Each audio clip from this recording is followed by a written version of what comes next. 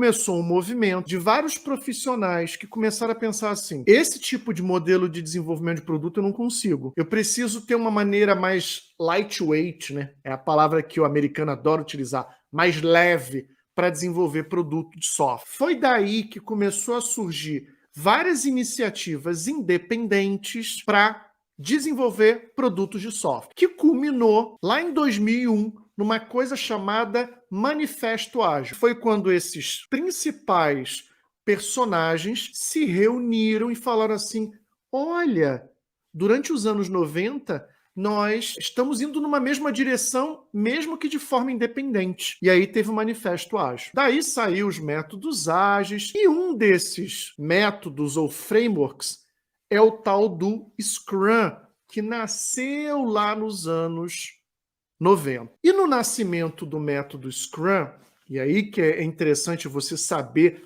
a origem das coisas, para você entender da onde saímos, o que nós estamos vivendo hoje e para onde nós vamos. Dentro desse framework chamado Scrum, o que aconteceu? Os criadores, os dois criadores do Scrum, pensaram assim: nós temos um time de desenvolvedores, o time técnico, pode ser, né, que ali no caso, para software, eram os programadores, e nós temos a figura de um agilista, que é o Scrum Master. Só que dentro desse time, a gente precisa ter um personagem que vai trazer para o time as demandas, o que o time precisa fazer. Foi nesse momento, pensou-se em designar um personagem, um ator, para trazer essas demandas. E foi daí que nasceu o papel de PO, dono do produto, Product Owner. Estamos falando isso dos anos 90. Não tem nada de muito novo aqui, não. Em vez de todas as partes interessadas chegar ali no time e ficar pedindo uma série de demandas, uma série de coisas para o time de desenvolvimento, foi eleito um personagem, um ator, que concentrava todas essas demandas, criava ali uma lista com essas demandas, procurava entender o porquê daquelas demandas, e ele era, ou representava ali, a voz do cliente para o time de engenharia, ou seja, o time que constrói o produto. E daí nasceu a figura do PO ou do Product Owner. Estamos falando de anos 90, lá atrás. À medida em que o tempo foi passando, o que acontece? O mundo muda. Nós temos hoje várias formas de trabalhar e de desenvolver um produto de software. Nós temos, por exemplo, método Kanban, além do Scrum,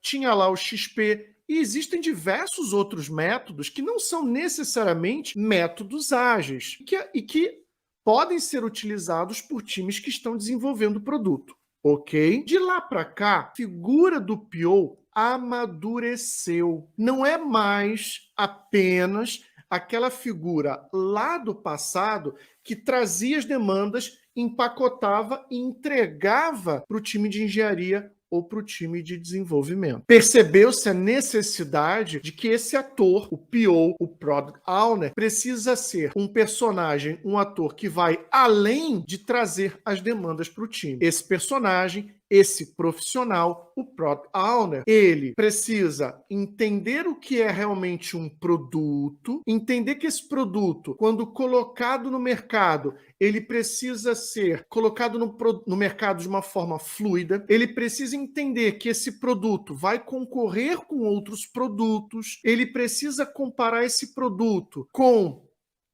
outros produtos. Esse profissional, o PO, ele precisa entender que esse produto, para ter sucesso, precisa oferecer uma excelente experiência. Dos anos 90 para 2022, o papel do PO, do Product Owner, evoluiu de tal maneira que aquele PO lá do passado já não é mais suficiente para os tempos atuais. Nós temos realmente uma necessidade, esse profissional se aproprie de várias outras responsabilidades. Tanto isso é verdade que de lá para cá outros papéis surgiram. E é aqui que eu vou responder a pergunta de ontem. Por exemplo, nós temos o papel do UX, que é um UX designer. Nós temos o papel de um product designer. Todos eles trabalhando colaborativamente com o PO, com o time de desenvolvimento para criar, desenvolver esse produto. Enquanto você tem esse PO, que é o grande gestor desse produto, nós temos o X-Design e o Pro-Design. Esse designer de produto, ele tem como um foco o processo geral de quê? De design. Todo o produto, de ponta a ponta. Então, o Pro-Design, como o próprio nome diz, ele está focado no design. Enquanto que o X, o designer, ele já está mais preocupado no desenho da melhor experiência. Aquilo que é mais intuitivo para o usuário.